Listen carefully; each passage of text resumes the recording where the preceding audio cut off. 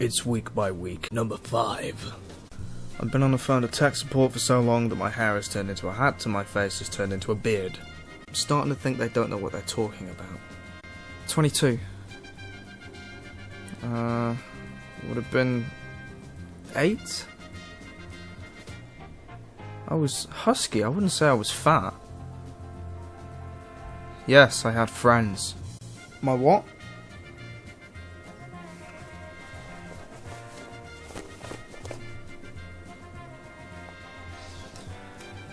Two and a half. Oh, inches. 28. So, last week, that got a little strange, didn't it? I'm sorry, but you run out of news and, well, you don't. You just don't look for it. I didn't have time to find any. So, to make up for it, this week I'm starting with a special report. Here, a gate. And here, the same gate, but with a bearded man. Does this image seem more or less paedophilic?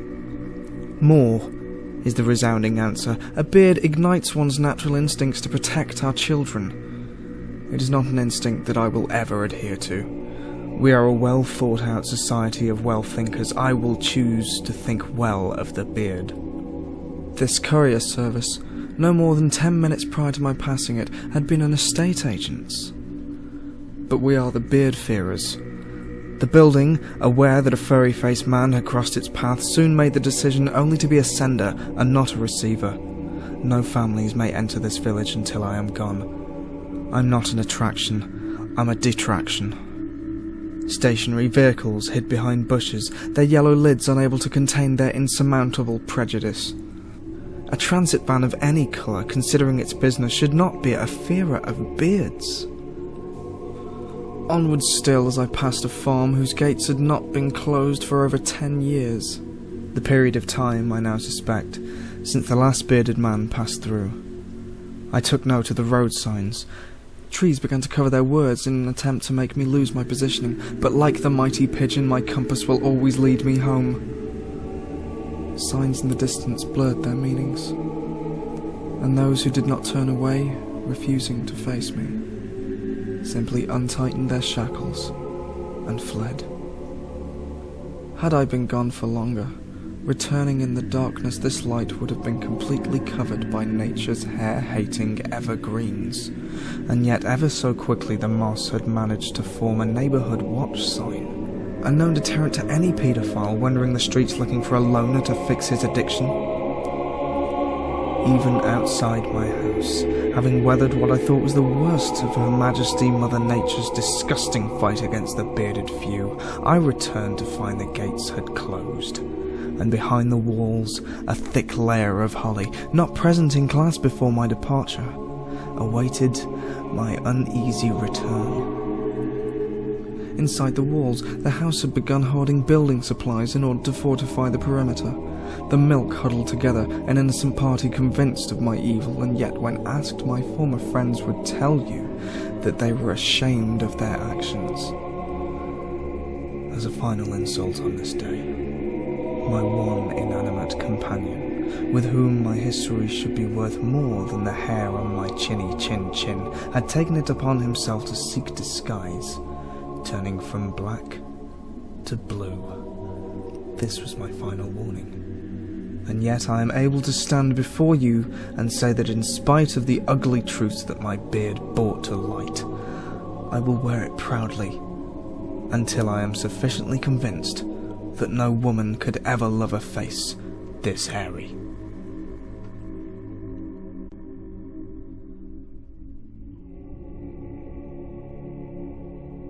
Next time, how many people will assume I'm Italian when I stop showering, style my hair with butter, and ride a shiny moped? The crap I've seen.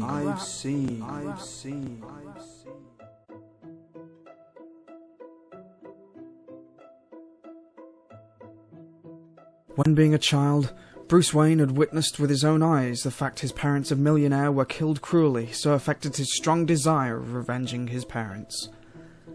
However, God had never given him a chance to fulfill his will following the advice of Roz Grul, the chief of Ninja Group. Bruce came to Geet, which was a corrupted city filled with various crime groups. Bruce found a basement under his villa, in which the equipment turned him into another person, Spider-Man. With the mask, Spider-Man stroke all criminals, activists, and criminals everywhere, such as Tugon, the chief of Mafia, Dr. Jack Straw, the abnormal drug trafficker, even a mysterious opponent quite familiar with him. I think it might be time that we do some housekeeping.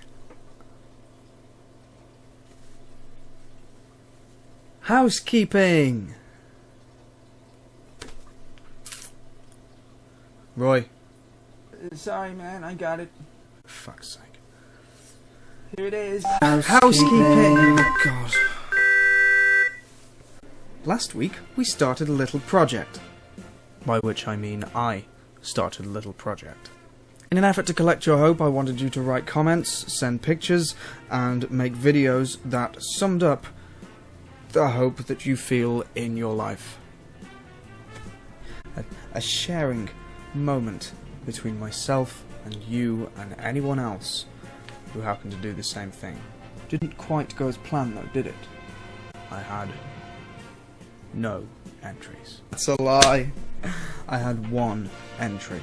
Having said that, it was a video.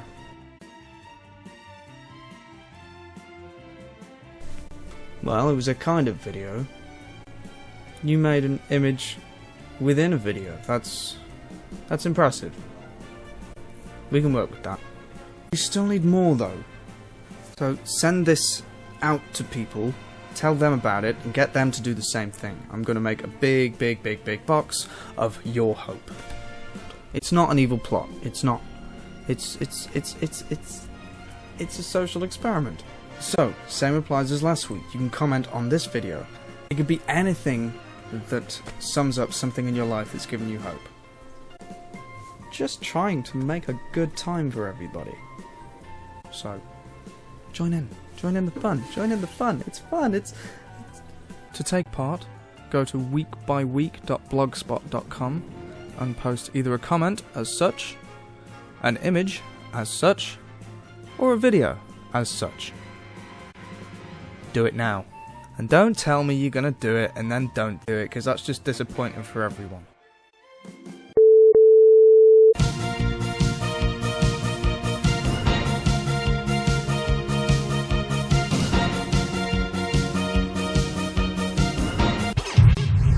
Yeah, that's enough of that. In an effort to eliminate a woman's needs for a man's good loving in a world without electricity, scientists have engineered a type of battery that recharges when it vibrates. The most surprising part of this is that not one single report has even uttered the word dildo. The nerds at Sheffield University have conclusively proven in their mind that the chicken came before the egg, having analysed closely the origins of the necessary proteins required to form an egg. Of course, this is preposterous. There simply was no chicken before the Colonel's delicious blend of herbs and spices. Rupert Murdoch's decision to put the Times Online website behind a paywall has shown a massive decrease in visitors to the site since it's gone up. Presumably man has discovered that he can find news elsewhere, for free, like here, once a week. Ish. In a new set of guidelines issued by the Vatican, ordaining women is now held in a sore light as fiddling choir boys. Arguably more so, as while priests are required to prevent women from being ordained, they're only advised to report child molestation to the authorities. How is little Jimmy? He's in psychiatric care. Oh, well, terribly sorry about that. Is that woman leading a sermon? Speaking of the idiocy of organised religion, San Diego's annual Comic-Con will be protested by a group of Baptists, claiming that they encourage the worship of false idols. I agree. Worshipping any fictional character based on what was written in a book is absolute lunacy. Still, at least I can speak to their creator, and they had the decency to include pictures in their book. That's all from Week by Week this week, and I won't be back next week because I'll be on holiday. Somewhere. I'll be somewhere. I'm not here. I'm here now. I won't... No. You know what I mean.